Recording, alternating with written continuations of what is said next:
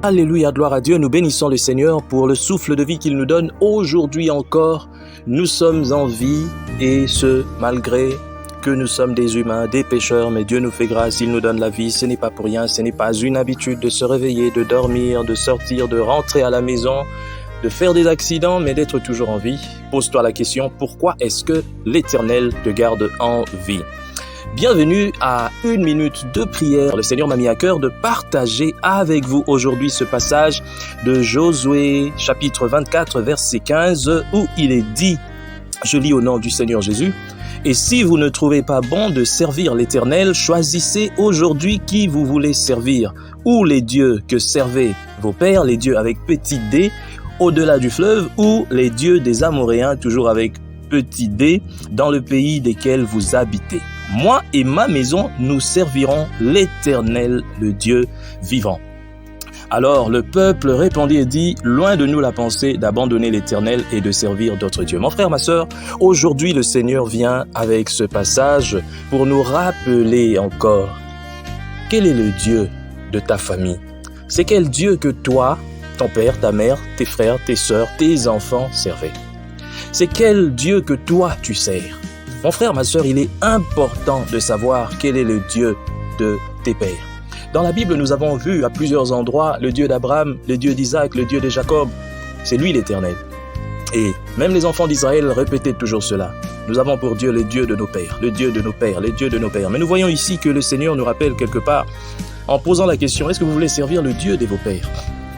Ça veut dire que les pères, à un moment, ils avaient abandonné la voie de Dieu. Mon frère, ma sœur, peut-être que tes parents ne servent pas le vrai Dieu. Peut-être qu'ils ont eu à faire des alliances. Peut-être qu'il y a beaucoup de suppositions. Gloire à Dieu s'ils servent le bon Dieu, le grand Dieu, le créateur du ciel et de la terre, Yahvé. Mais au cas où tes parents ne servaient pas le vrai Dieu et qu'ils servaient d'autres petits dieux en cachette, qu'ils utilisaient la magie, qu'ils utilisaient peut-être l'occultisme et beaucoup d'autres choses, tu devrais, toi, à ton tour, faire un choix. Tu n'es pas obligé de servir le Dieu de tes pères. Voilà, nous avons vu ici, parce que les pères avaient abandonné le vrai Dieu. C'est maintenant l'occasion de refaire ton alliance avec le vrai Dieu, avec l'Éternel des armées, avec le Dieu Tout-Puissant. Car, en réalité, il n'y a pas deux. Il y a un seul Dieu créateur, celui qui a créé les cieux et la terre. Le Dieu qui a donné le souffle de vie à l'être humain, le tout premier Adam, le Dieu qui a créé Ève pendant qu'Adam dormait, le Dieu qui a suspendu le ciel, le Dieu qui a tout créé. Tout existe par lui.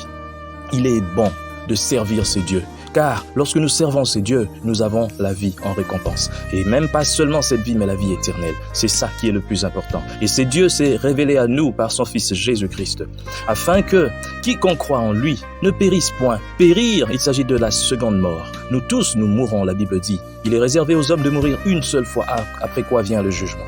Mais il y a des hommes qui ne mourront pas deux fois. Et je fais partie de ces hommes.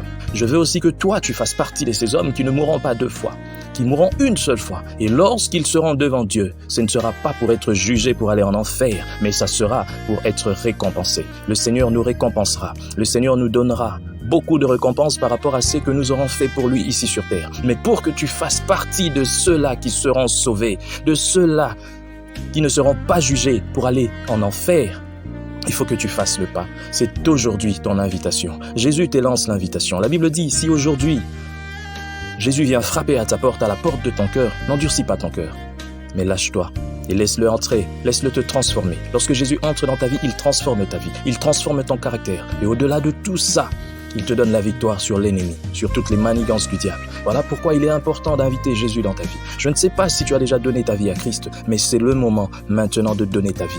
Mon frère, ma sœur, que sert-il à un homme de gagner le monde entier et pour perdre son âme ? Mon frère, ma sœur, s'il faut vivre 80 ans, 90 peut-être, ou 100 ans même ici sur terre, ou 120 ans, je te l'accorde, mais pour vivre l'éternité en enfer, alors ça ne vaut rien.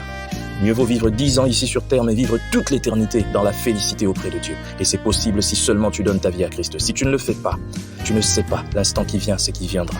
Demain, ce n'est pas sûr que tu seras là. Même dans 10 minutes, ce n'est pas sûr, car tout peut arriver. Où seras-tu ? Il est grand temps de donner ta vie à Christ si tu ne l'as jamais fait. Prie avec moi. Seigneur Jésus, je viens à toi. Seigneur, merci car aujourd'hui tu me rappelles que je suis un être humain, je suis destiné à la mort. Mais cette mort, c'est la première mort. Parce qu'après, ma destinée finale, c'est le paradis, c'est la félicité à tes côtés. Mais seulement si je fais ce pas. Voilà pourquoi je viens à toi, Jésus, aujourd'hui. J'abandonne tout. Je ne veux plus pécher consciemment. Aide-moi, Jésus, à me référer à toi, à me comporter comme toi. J'abandonne ma vie entre tes mains. Viens, Jésus, entre dans mon cœur, transforme-moi.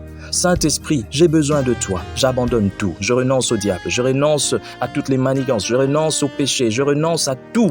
Toute chose qui est contraire à ta volonté, Seigneur. Je te donne ma vie. Merci, Seigneur. Alléluia. Maintenant, tu es un enfant de Dieu. Tu peux maintenant m'appeler. Tu peux m'écrire. Tu peux écrire à un pasteur. Tu peux voir d'autres serviteurs de Dieu pour leur raconter que tu fais partie des enfants de Dieu. Sois béni au nom de Jésus. Amen.